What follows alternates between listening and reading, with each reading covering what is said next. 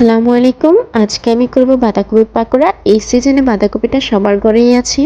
তো বাঁধাকপি করার জন্য প্রথমে আমি বড় সাইজের একটা বাঁধাকপিকে 3 ভাগের 1 ভাগ নিয়ে নিব। আর সেটাকে যতটা সম্ভব কুচি করে কেটে পরিষ্কার করে নেব। এখন আমি দিয়ে দেব 1 চা চামচ লবণ। লবণটা দিয়ে এটাকে আমি ভালো করে মেখে রেখে দিব যেন অবশিষ্ট পানিটা ঝরে যায়। কিছুক্ষণ রেখে দেওয়ার পর দেখতে পাবেন এটা অনেকটা নরম হয়ে গেছে আর অনেক পানিও বের হয়েছে। তো এখন আমি এটাকে ভালো করে চিপে একটা বাটিতে নিয়ে নেব। এখানে এই কাজটা ভালোভাবে করবেন যেন বাঁধাকপিতে একটুও পানি না থাকে। তো এটাকে ভালো করে পানি থেকে ঝরিয়ে নেওয়া হয়ে গেলে আমি এখন শুকনো উপকরণগুলো অ্যাড করে নেব। দেখুন আমার বাঁধাকপিটা কতটা ঝরঝরে আছে, একটুও পানি নেই। এখন আমি দিয়ে দেব 2টা পেঁয়াজ কুচি, পর 4-5টা কাঁচামরিচ কুচি করে কেটে নেব।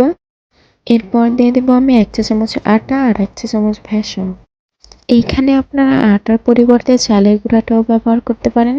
এরপর দিয়ে দেবো আমি 1 চা চামচ লবণ। লবণটা আপনারা আপনাদের স্বাদ মতো দিবেন। এরপর দিয়ে দেবো 1/2 চা চামচ হলুদের গুঁড়ো, 1/2 চা চামচ মরিচের গুঁড়ো আর 1/2 চা চামচ ধনিয়ার গুঁড়ো। আর দিয়ে দেবো কিছু ধনিয়া পাতা কুচি।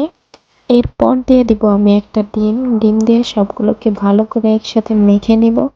এই নাস্তাটা কিন্তু খুবই অল্প সময়ে তৈরি করা যায় আর খেতেও ভীষণ মজা হয়। ছোট বড় সবাই খুবই পছন্দ করবে।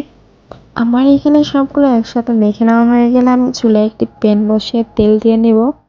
তেলটা গরম হয়ে গেলে একটা সাইড থেকে পাকোড়ার মতো দিয়ে ভেজে নেব। এক এক করে আমি সবগুলোকে এইভাবে ভেজে নেব।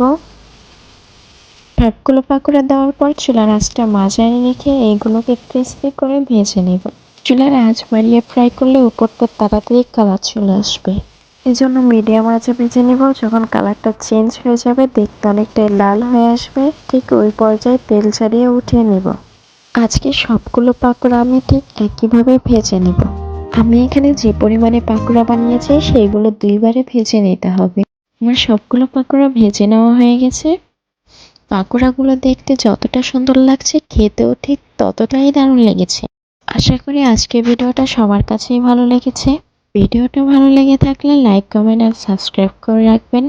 দেখা হয়ে যাবে নতুন কোনো এক ভিডিওতে। আল্লাহ হাফেজ।